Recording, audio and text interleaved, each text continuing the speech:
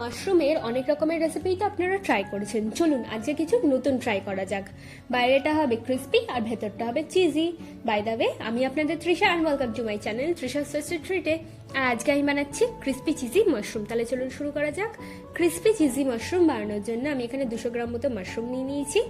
এবার একটা ছুরি দিয়ে এই সাইডগুলোকে আমরা এইভাবে একটু কেটে নেব। সাবধানে কাটবেন, হাত কেটে ফেলবেন না। দেখুন আমাদের কাটা হয়ে গেছে। এবার 2 আঙুলের সাহায্যে এইভাবে রেখে হালকা একটু প্রেস করলেই ডান্ডিটা ভেঙে আসবে। এইভাবে আমি সবকটা মাশরুমকে কেটে নেব। আর মাশরুমগুলো কাটা হয়ে গেলে আমি জল দিয়ে ভালো করে মাশরুমগুলোকে পরিষ্কারও করে নেব।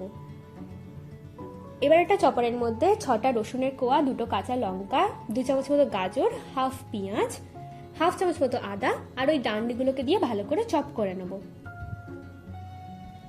আপনারা চাইলে হাতেও কুচিয়ে নিতে পারেন, কোনো অসুবিধা নেই।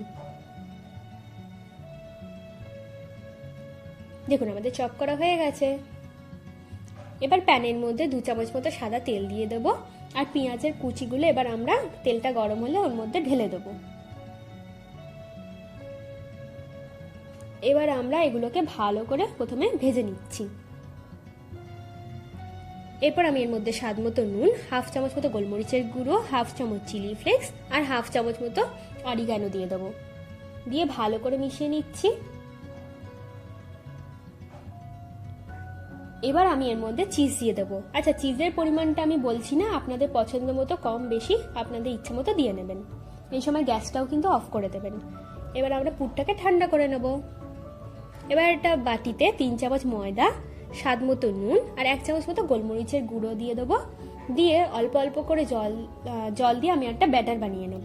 ব্যাটারটা বেশি পাতলা বা বেশি মোটাও যেন না হয়। দেখুন আমাদের ব্যাটারও রেডি। এবার এক সাইডে আমি শুকনো ময়দা, এক সাইডে ব্যাটারটা আর একটা বাটিতে ব্রেড ক্রাম্বস নিয়ে নিয়েছি।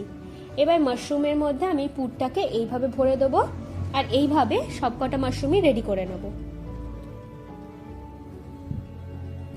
এবার এরকম 2টো মাশরুম নিয়ে নিচ্ছি আর এইভাবে আমি দুটোকে একসাথে জয়েন করে নিচ্ছি।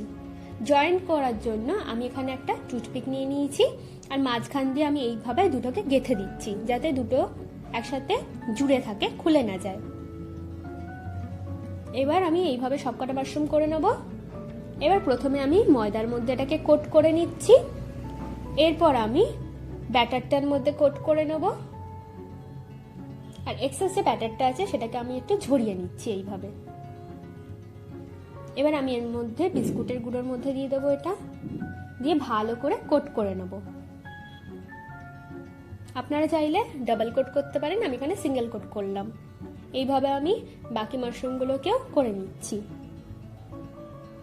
দেখুন আমাদের প্রায় সবকটা মাশরুম করা হয়ে গেছে। চলুন এবার এগুলোকে ভাজা যাক। এবার কড়ার মধ্যে বেশ খানিকটা সাদা তেল দিয়ে দিয়েছি আর তেলটাকে আমরা ভালো করে গরম করে নেব। এবার একটা একটা করে মাশরুম দিয়ে আমি ভালো করে এগুলোকে ভেজে নেব। আপনারা যদি চান এই মাশরুমগুলোকে 1 মাসের জন্য ফ্রিজে সংরক্ষণ করে রাখতে পারেন, যখন ইচ্ছা হবে ফ্রিজ থেকে বার করে তেলের মধ্যে দিয়ে ভেজে খেতে পারেন। দেখুন আমাদের মাশরুমটা ভাজা হয়ে গেছে। এইভাবে আমি প্রত্যেকটা মাশরুম ভেজে নেব। আমার মাশরুম একদম রেডি। আমার ভিডিওটি যদি আপনাদের ভালো লেগে থাকে তাহলে প্লিজ একটি লাইক করবেন, প্রচুর শেয়ার করবেন আর এরকম আরও ভিডিও পেতে আমার চ্যানেলটিকে সাবস্ক্রাইব করবেন। নমস্কার।